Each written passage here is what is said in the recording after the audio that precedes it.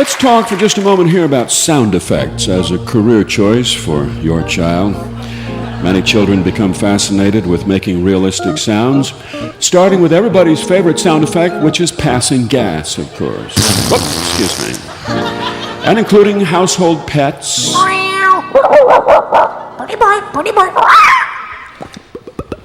And pets passing gas, of course.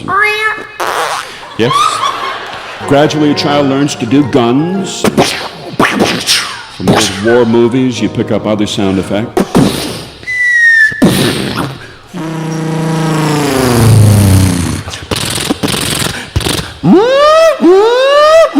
Dive. And from National Geographic specials, you pick up your own ideas.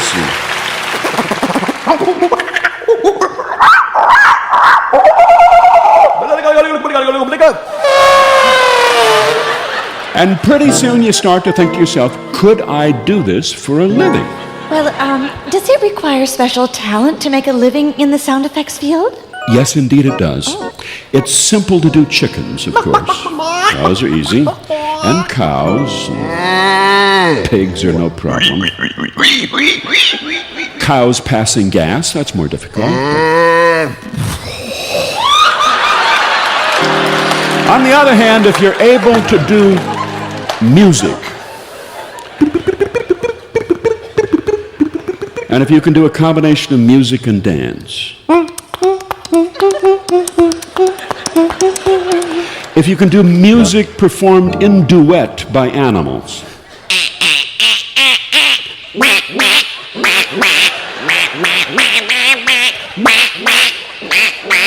if you can do music with animals dancing,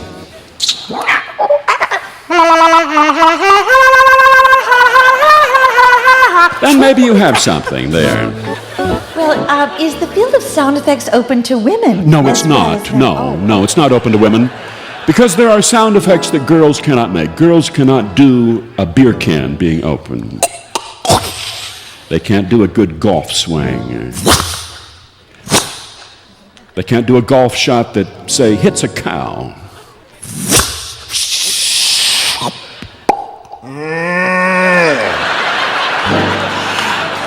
Or one that hits a cow and makes a cow pass gas, perhaps.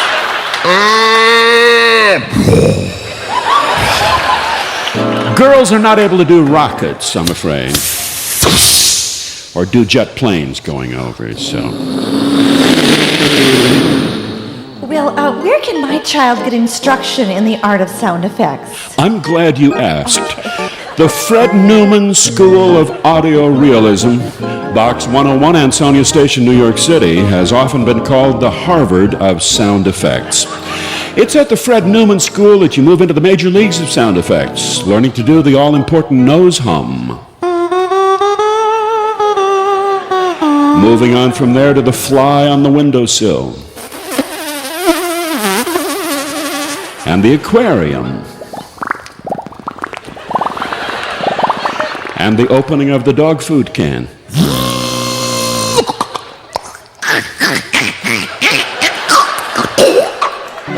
Oh, well, how much does it cost to send my child to the Fred Newman School? It costs $35,000 a year, payable in advance, in cash, in a paper bag. But you'll learn the secrets of a top professional. How to do a drain in a summer cabin.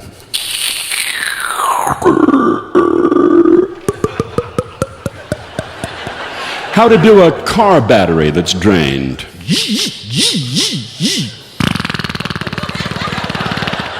And Professor Newman teaches you on the basis of personal experience how to do babies.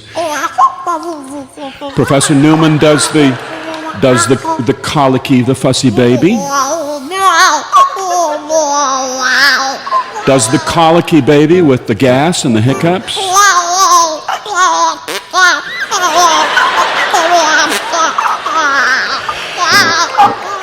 He does the jungle baby, the wild baby that makes you wonder if he's descended from you.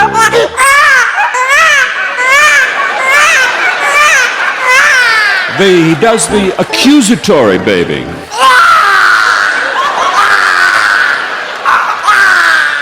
He does the baby who is going down and taking you with him.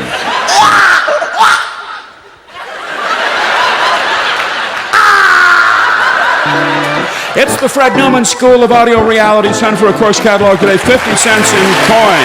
And send that to... That address, once again, of the Fred Newman School is...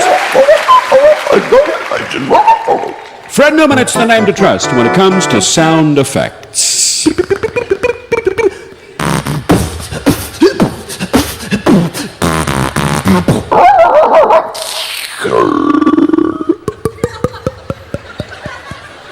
Fred Newman.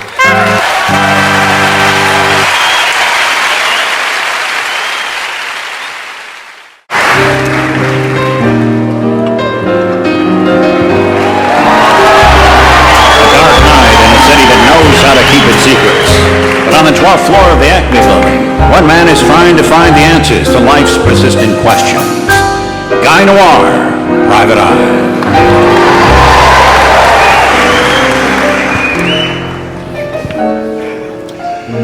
It was November, and my landlady was giving me a hard time for the September rent already.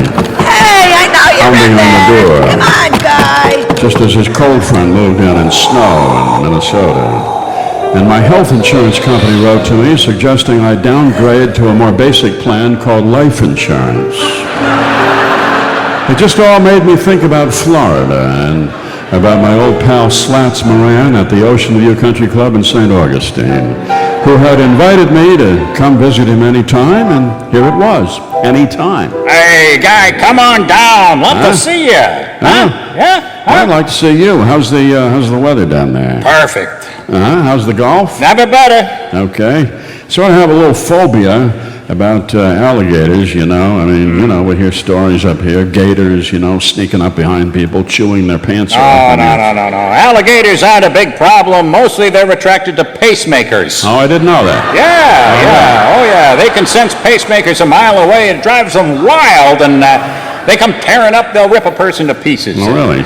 So you've had alligator attacks then? Yeah, but most Floridians know that you can repel an alligator by taking out your teeth. Oh, I see. Yeah, see, here's how it works. You take out your teeth, you put your toupee between your teeth, and you lie on your back with your legs in the air. The alligators won't touch you. Yeah, well, I'm not surprised. Yeah. So anyway, come on down. It'd be good to see you again. So I went down there, and it was good. It was very summery, even though it was November, and I was offered a part-time job to dress up as a pirate and walk around and be obnoxious. Aye, me hearties. Aye, ahoy, all wenches. What say we keel haul these scurvy dogs and have us some grog? Aye. Sell trinkets to the landlubbers, eh? What say? You have bad breath, sir. If you just... All right, okay. I went off and I played golf at the Ocean View, and it was so good to pick up a golf club again. And there. You know something? The secret of golf is taking a break. I hadn't played in 34 years, and my game was fantastic. Golf pros won't tell you that, but the secret of improving your game is not to play. It's beautiful. Oh, thank you. Hi, that was a beautiful birdie. Oh, thank you. Really nice form. You alone? Care to play around? My name is Jaguar. I live in a house by the beach with a tennis court, if you prefer to volley. She was beautiful. You could tell she had been adored all of her life, and she had sort of gotten used to it. She was like the Mona Lisa, except ambulatory. She wore yellow plaid shorts and green golf shoes, and her clubs were German-made, titanium. We headed for the first tee, and then Slats came up. There he is. Hiya, Guy. Oh, Mrs. Murdoch. Oh, yes. I didn't see you standing there. Yeah, hi, Slats. Listen, Mr. Murdoch asked me to come and get you and tell you he wants you aboard the jet in 20 minutes. Oh, Rupert said that? He's just bought the New York Times. Oh. He wants you to come with him to New York. Well, la-di-da. Maybe he could just come and tell me himself. Well, he's over on the 17th just finishing up a round. I'll go call your limousine. Don't worry. Right. Oh, boy. You were married to Rupert Murdoch? Yeah, I was going to tell you later. You mean the Rupert Murdoch, the owner of Fox News and the Wall Street Journal? Yep. I thought he was married to... Yeah, he was. Oh. She was his fourth wife. I'm number 6. I see. So how did you... Oh, I was his personal trainer. Uh-huh. Yeah, I held his ankles while he did his sit-ups. Uh-huh. And then one day he sat up and asked me to marry him. Oh. So... I think I read about the wedding. Oh, yes. It was a big story for about a day. 23-year-old gymnast marries 89-year-old media tycoon. Prenuptial agreement settles on $1.5 billion in case of death or divorce. So, 89? Yep. 89? I thought he was 79. Oh, well, we don't insist on a lot of accuracy in our home. Oh, I see. Well, So... it must be exciting to be married to Rupert Murdoch. Yep. Be married to the most powerful man in America? Powerful. The man is unable to pull on his own suppose. Oh, really? The man can't unscrew the lid off the Marmite. Well. Anyway, how about we play some golf, okay? Well, shouldn't you go board that jet for New York? Oh, look at him. There he is over there. A man his age should not be wearing shorts, you know what I mean? She set her ball down on the tee, and she hit a hard, low drive that hooked about 90 degrees and hit her husband sitting in his golf cart, which suddenly took off down the fairway and through a pond and through a chain link fence and onto the freeway and through a plate glass window of a drugstore and into the section of lotions. My God. Oh, my goodness. Yes. I just struck my beloved husband in the left ear with a 100-mile-per-hour golf ball and sent him careening through heavy traffic in a plate glass window into a drugstore. How can an 89-year-old man survive such an experience? Hop into my golf cart here and I'll drive you over there. We'll find out, okay? Okay. All right. I can imagine you wonder why I'm not more upset. Well, some people just have more self-control. That's Yeah. Hang on here, hang on. I'm going to cross the freeway right here. Look out. Oh, Stop. Okay, going over the curb here. Hold on. Great, okay. Here's our drugstore right here. Yeah. Wow, he went right through that window. Oh, my. Okay, news photographers are here, Mrs. Murdoch. Let us through, let the ladies through here. Make way. Coming through. Okay, we're past the photographers. Oh, good. How do I look? Grief-stricken? Close enough, that's okay. Oh. There he is. Look at him lying there on the floor by the emollient bottles. My goodness. Tie me kangaroo down, sport. Tie me kangaroo down. Got Mrs. Murdoch here. Make way here, coming through here. Doctor, this is Mrs. Murdoch here. Yes, I'm Dr. Cranis. Ernest Cranis came over from the ER. Oh, how is he, doctor? Will he live? Well, I'm afraid he suffered a complete loss of personal identity. Take me go all back, Jack. Take me Let's go. see what Is that's there saying. anything that can be done, doctor? Well, we can attempt a brain implant, but it would be very, very dangerous. Tie me I kangaroo see. down, sport. Tie me kangaroo down. Let's do the brain implant. Why not? Okay, sign me right here, Miss All Murdoch. right. I noticed what looked like a hearing aid in Mr. Murdoch's left ear, but it wasn't a hearing aid, it was a tiny radio transmitter. I palmed it when nobody was looking, and I went back to the golf course, and I found the ball she had hit that clobbered Mr. Murdoch, and I saw it was not a regulation golf ball. There was a seam around the middle. I turned it, and it opened, and there was a tiny gyroscope that was tuned to the radio transmitter, and that directed the flight of the ball straight into Mr. Murdoch's ear. I headed for the hospital, where there was a crowd of reporters waiting by the door. Excuse me? Yes, sir. This is where Mr. Murdoch was taken? Yeah, he's in there now. And his wife? Yeah, she's there with him. Okay, so he was going to have an operation? I didn't hear about And I that. heard he was going to get a brain implant. What's that? Well, they inject your brain with brain matter from another person so you can regain intellectual function. Oh, I don't know. I don't know. Okay, I don't know. I walked down the hall past the ER. And I looked for the VIP waiting room, and there she was. Jaguar, hi. Oh, Me, Guy. yes, Mr. Noir, Guy, of course. Good of you to come see me in my hour of grief. I hope we get to play that round sometime. You are sexy, you know that. You big tall hunk of man meat. Where are you from, anyway? I'm from up north. Oh, hey. You show me up north, I'll give you down south, if you know what I mean. Ba-boom, ba-boom. How was Mr. Murdoch? Did he get the operation? Yes, so. They found a donor. I see. Somebody who died in a car crash? No, Hello, no, a Doctor. man who walked in off the street and donated some brain tissue.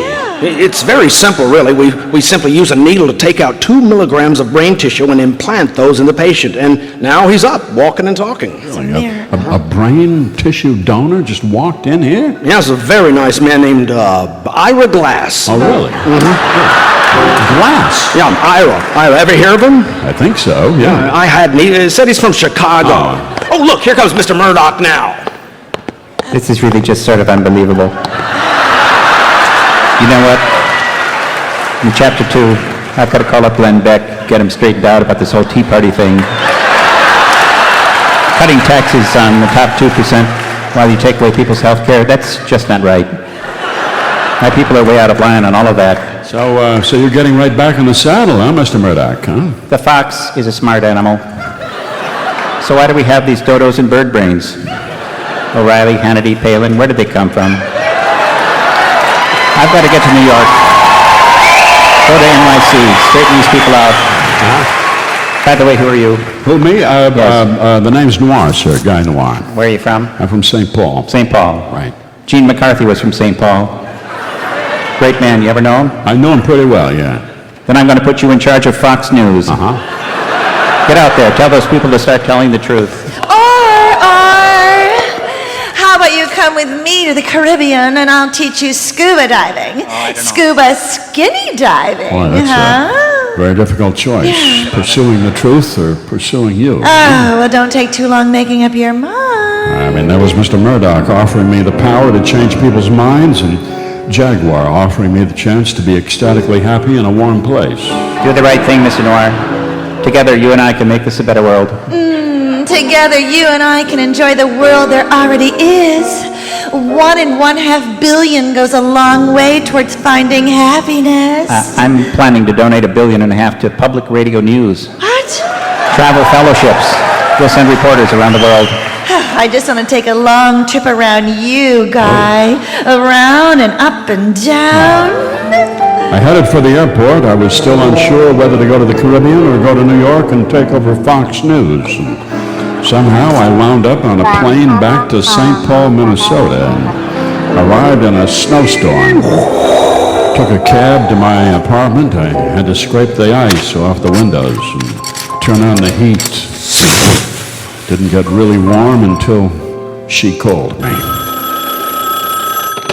Yeah, this is Guy Noir. Hi, baby. Sorry we didn't get together. Where are you, Jaguar? Oh, I'm here with Ira in Barbados. Barbados? Yeah, you sound surprised. So was I. Wow, hello. What a guy. A dark night in a city that knows how to keep its secrets. And on the 12th floor of the Acme building, one man is still trying to find the answers to life's persistent questions. Guy Noir, Private Eye. Sue Scott, Kim Russell, Mr. Fred Newman.